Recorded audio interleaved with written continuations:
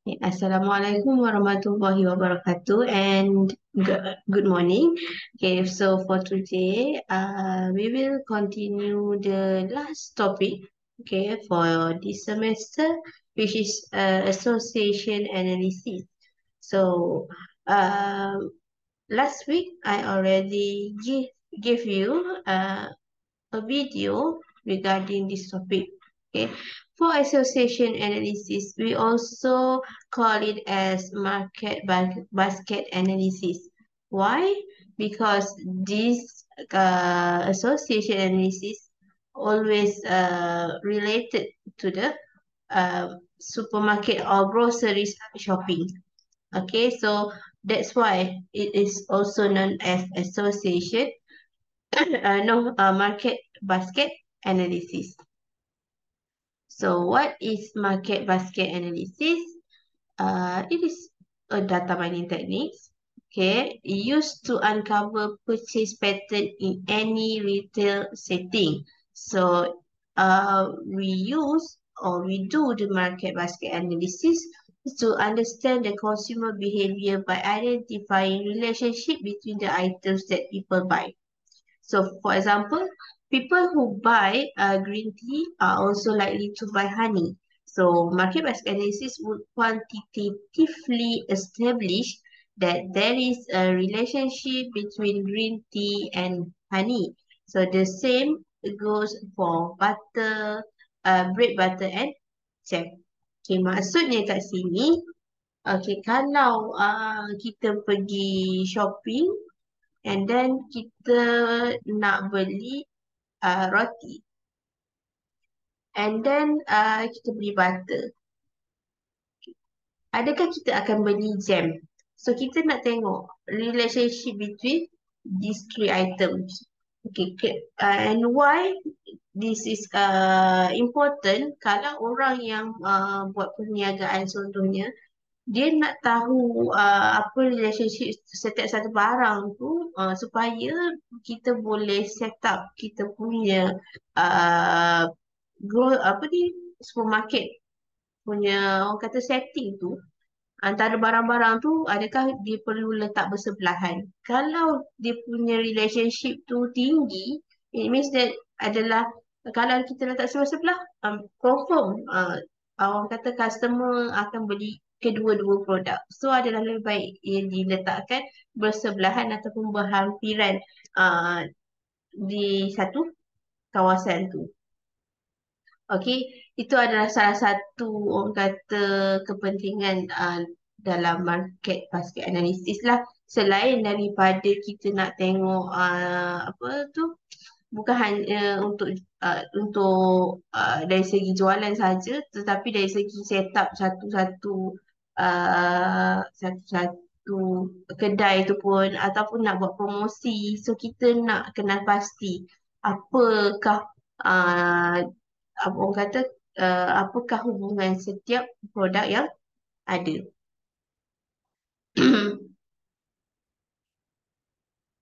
Okay, market basket analysis creates if then a scenario rules. For example, if item A is purchased, then item B is likely to be purchased. So the rules are probabilistic in nature, or in other words, they are derived from the frequency of co-occurrence in the observations.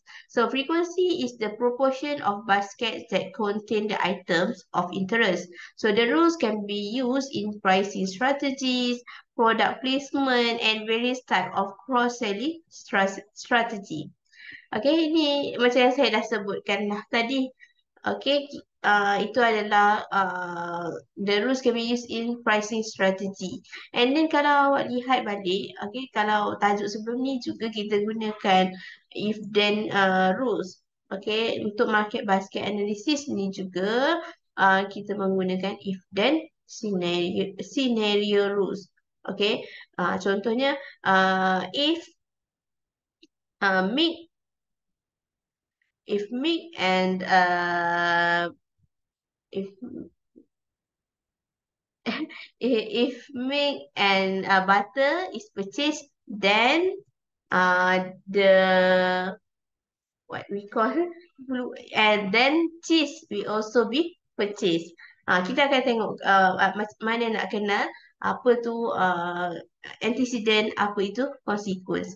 So antecedent tu adalah part yang if yang bahagian depan, and then the consequence adalah after yang perkataan then tu, kita akan panggil dia sebagai consequence. Okay, so how does market basket analysis is work? So in order to make it easier to understand, think of market basket analysis in terms of shopping at a supermarket. Market basket analysis takes data at transaction level, okay, which lists all items bought by a customer in a single purchase. So, awak kena fahamkan keadaan ini terlebih dahulu. So, the technique determines relationship of what products were purchased with which other products. Maksudnya, products B akan dibeli kalau products A kita beli. Okay, kalau misal kata kita beli contohlah, tendency of buying deodorant when we bought this ointment.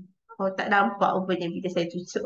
Okay, so these relationships are then used to build profiles containing if-then rules of the items purchased. So market basket analysis is modeled on association rule mining.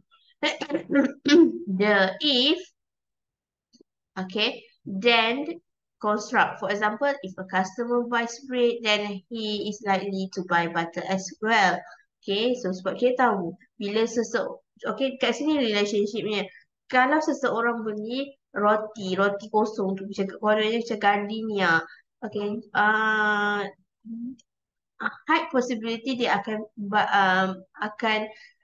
beli sama ada jam, butter, chocolate spread, okay, sebab it is a complement with the bread.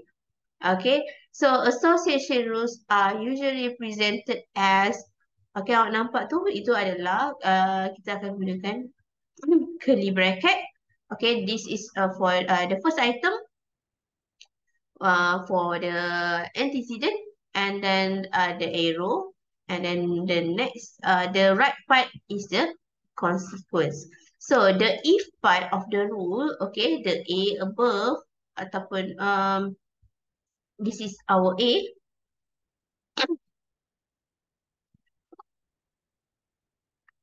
Okay, this is A, this is B part. So is known as the antecedent, and the then part of the rule is known as the consequence. So the antecedent is the conditions and the consequence is the result. The association rule has to measure that express the degree of confidence in the rule, support, confidence, and belief. So ada 3 measure ni, okay, support, confidence, and belief. No, sorry. Okay, in the following, there are 9 baskets containing varying combinations of meat, cheese, apples, and banana. Okay, so let's see. Okay, this is 9, kita boleh katakan macam 9 transaction yang berbeza.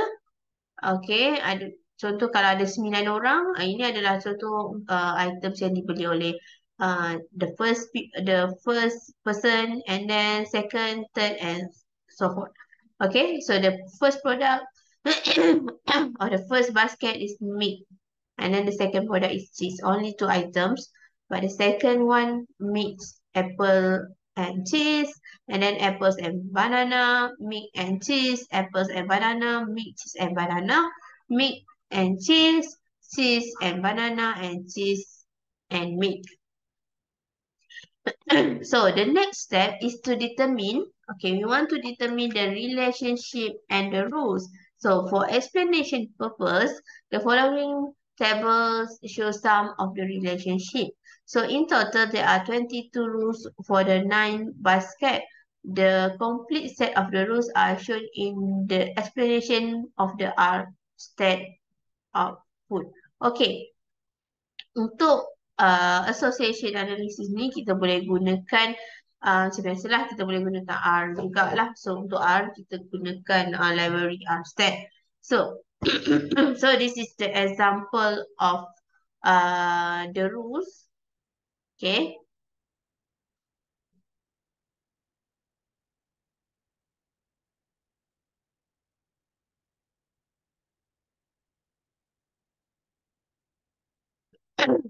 Okay. So let's see. Ni salah satu ni ada antara contoh-contohnya lah. Okay.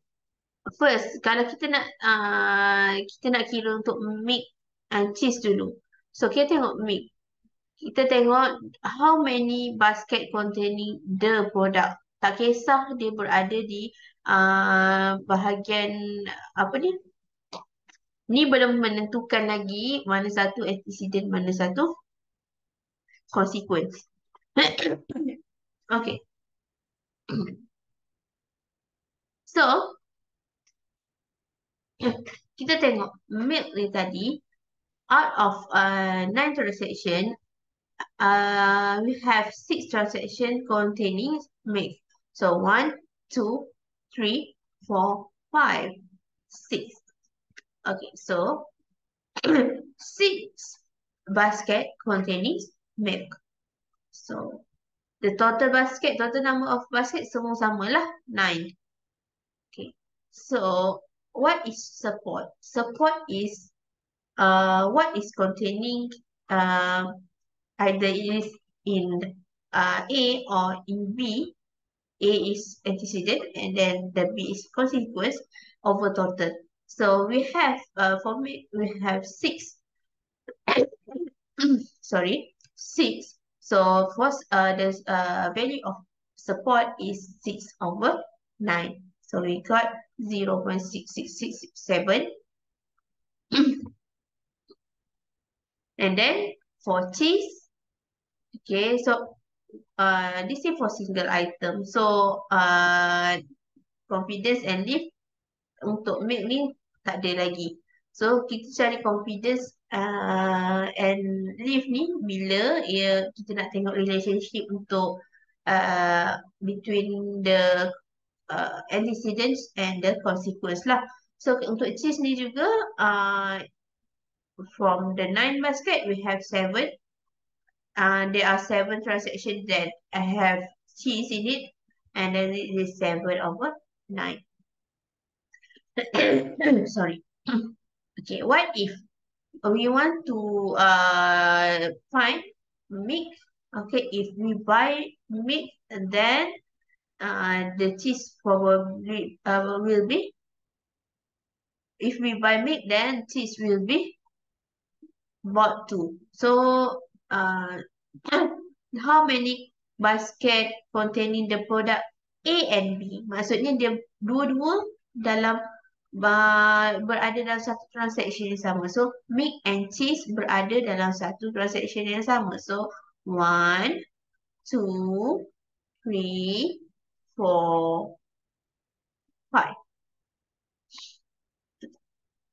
6. Okay, sekejap. Kita tengok. Milk and cheese.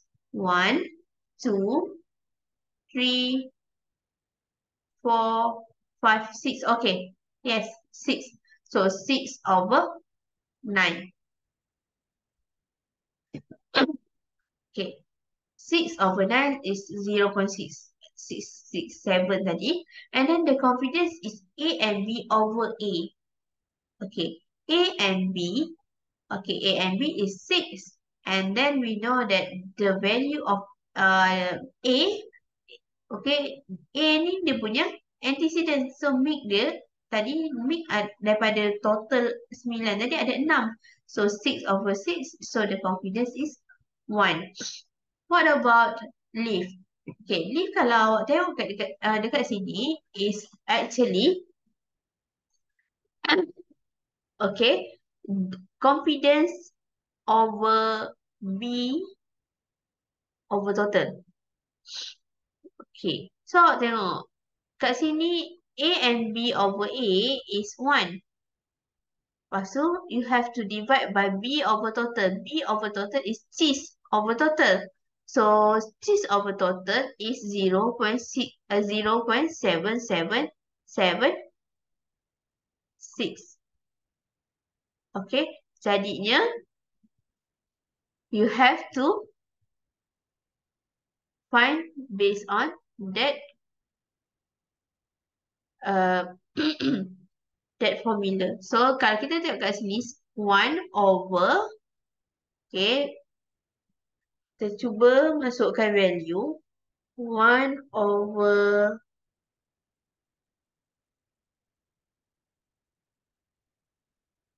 okay, kalau B over total, cheese over total is 0.776. So, 1.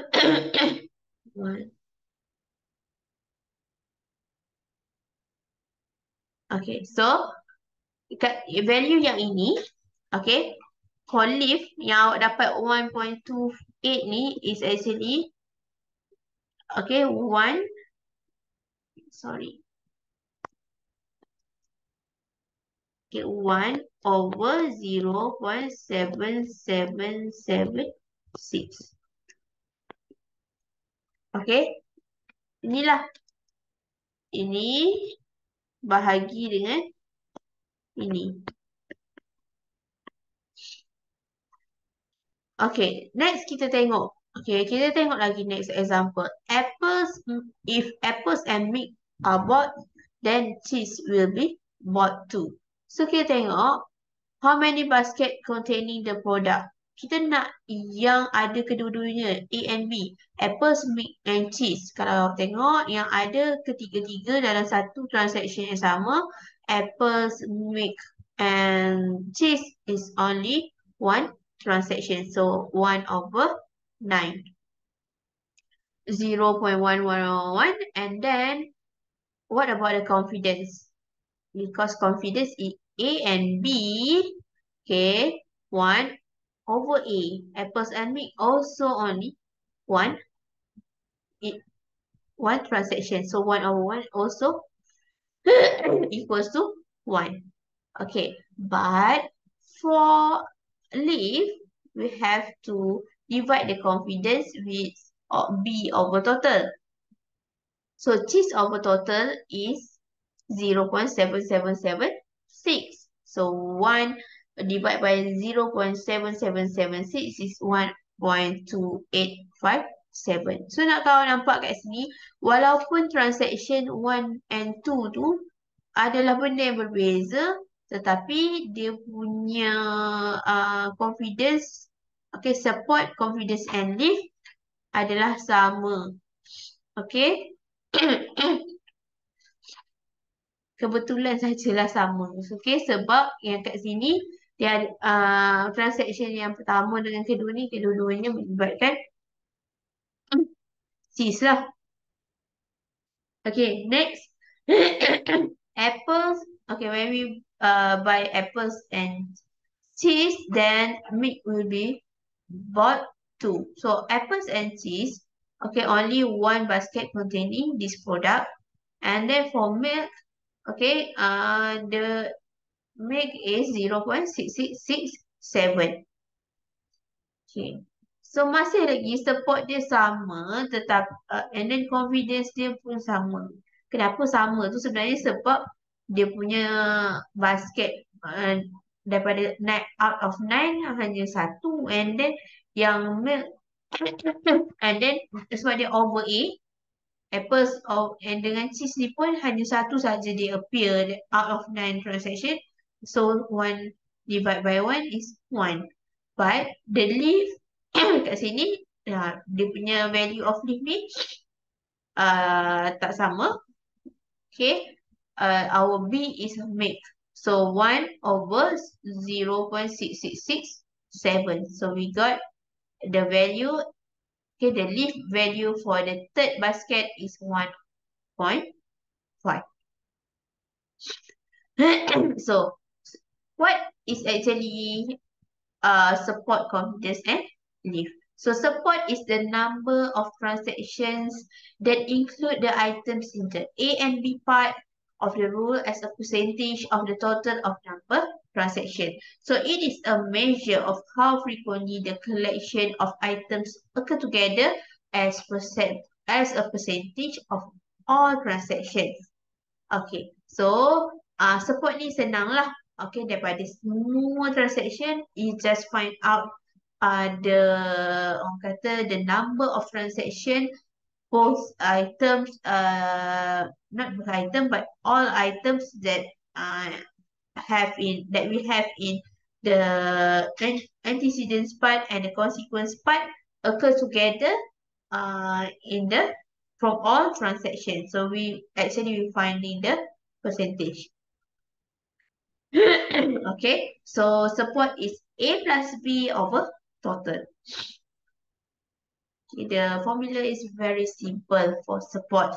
And then what is confidence? So the second measure is called as the confidence of the rule is the ratio as the number of transactions that include all items in B as well as the number of transactions that include all items in A to the number of transactions that include all items in A. So how often items B appear in transaction that contain A only? Sorry, this is so confidence is A plus B over A. So jangan I hope that you are not confused what is A and B. So A is the items in the antecedent part and the B is the items in the consequence part. So what is antecedent and consequence? Harap sangat dah tak confused lah apa tu antecedent and consequence. So if and then what follow the if word is the antecedent and then part, okay, the words that after the then word is the consequence part. Okay, so that is for confidence. Okay, kalau support tadi dia adalah kita nak cari percentage of all items in A and B, okay, out of all transactions. But for confidence, we want to is the measure, okay, how confident, okay, items A plus B, E, okay, to the items in A. Okay, macam kita nak tengok dia macam ratio lah kiranya. Okay, ratio. Okay, sebab dia kata ratio of the number of transaction that include all items. Okay, and itu number of transaction that include all items in A. So, next is the third measure. Okay, we call it as leaf or leaf ratio. It's the ratio of the confidence to expected confidence. Expected confidence is the difference divided by the frequency of B. So the leaf tells us how much better a rule is at predicting the result than just assuming the result in the first place. So greater leaf values indicate stronger association. So how much our confidence has increased that B will be purchased given that A was purchased. Okay, so secara mudah ni kita nak cakap bila kita nak buat satu conclusion that okay, item in B will be purchased when A is purchased, so kita kena gunakan value leaf or leaf ratio tadilah.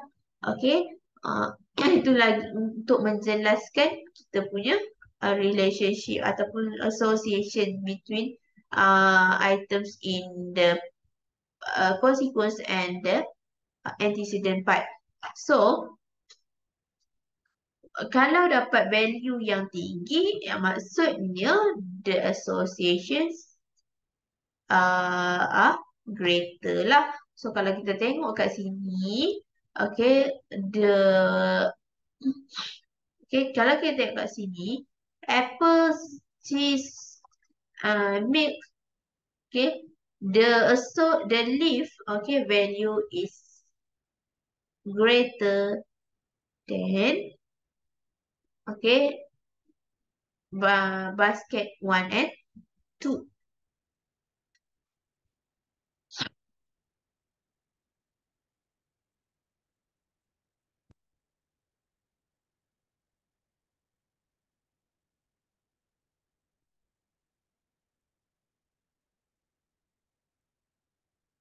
Okay, so kita boleh cakap yang uh, the apa make, okay, the association between, okay, the third basket, okay, when we will buy, the customer will buy milk when apples and cheese are purchased, okay, is have great association ataupun then the first and second basket.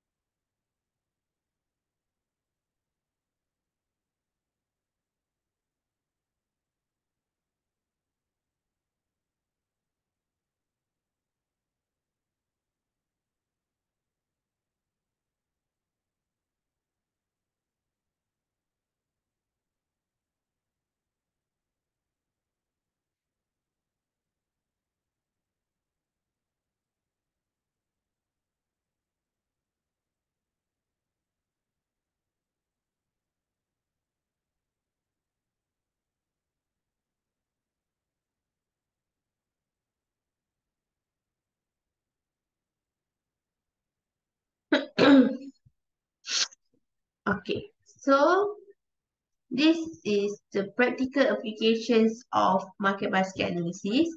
So when one hears market basket analysis, one thinks of shopping carts and supermarket shoppers. So it is important to realize that there are many other areas in which market basket analysis can be applied. So in retail, so market basket analysis can help to determine what items are purchased together, purchased sequentially, and purchased by season. This can assist retailers to determine product placement and promotion optimization. So for instance, combining products incentive. So does it make sense to sell soda and chips or soda and crackers? So, and next we have telecommunications. So in telecommunications, our heightened rates to continue to be a growing concern. So market basket analysis can be used to determine what services are being utilized and what packages customers are purchasing. Okay, so maksudnya bila kita tahu macam mana orang kata apa yang customer mahukan, so adalah lebih mudah untuk kita promote, buat promosi ataupun kita fokus produk itu sahaja. Tak perlu banyak-banyak pun tak apa. Yang penting kita nak kena optimizekan kita punya sales atau okay, and mana yang orang suka, itu yang kita boleh fokuskan. Okay, for instance, telecommunication these days is also offering TV and internet. So creating bundles for purchases can be determined from an analysis of what customers purchase, thereby giving the company an idea of how to price the bundles. So in banks also can use these analysis to analyze credit card purchases of customer to build profiles of fraud detection and cross-selling opportunities. And then we have insurance, okay, to build profiles to detect medical insurance and claim fraud. And then we have in medical, okay, in healthcare or medical, market basket analysis can be used for comorbid conditions and symptoms analysis, with which a profile of illness can be better identified. It can also be used to reveal biologically relevant association between different genes and between environmental effects and gene expressions. Okay, it's quite interesting if you can do the medical part ni. Maksudnya kita tengok symptoms kan, and then kita boleh relatekan the associations between that symptoms or between the illness conditions in patient. And then the investigation of any collection of commodities to uncover abilities that may be exploited in some way is known as market basket analysis. So in big transactional or relational data set, frequent item sets mining leads to the finding of relationship and correlation between items.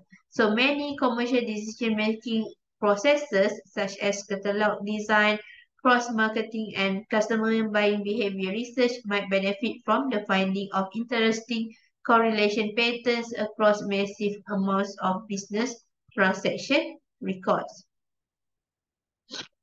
Okay, so market basket analysis uses the information to capable recognizing purchasing pattern yang tadi kita dah lihat, to identify who customers are and then understand why you buy certain items. Okay, kenapa kita beli items A and items B. So learn about your goods. Okay, kalau untuk retailers, okay, we will know about a slow movement and fast, okay, fast and slow movement of the products, what products are jointly purchased and what products could be promoted in terms of promotion, and then what action to take, how to organize, okay, your store, and what special products, promotion and coupons. These are all actually can be done using the market basket analysis. Okay, walaupun kita nampak tadi yang kita cuba kira tadi sangat simple. Okay, the support confidence and lift tu sangat simple dia punya pengiran, tetapi walaupun benda tu yang awak nampak tadi tu simple, yang kita dah tengok tadi tu simple, tapi banyak benefit dia. Dan uh, dan sebenarnya association analysis ni antara topik yang sangat interesting if you aims to further explore. Okay, so untuk untuk lecture video hanya saya stop sampai sini. Okay, so saya harap you cuba fahamkan dulu. Okay, untuk next saya akan bekalkan nota yang ada menunjukkan association analysis using the R software. Okay, then we will discuss about that next week face to face. So I hope you enjoy this topic, and then we will continue later. Assalamualaikum.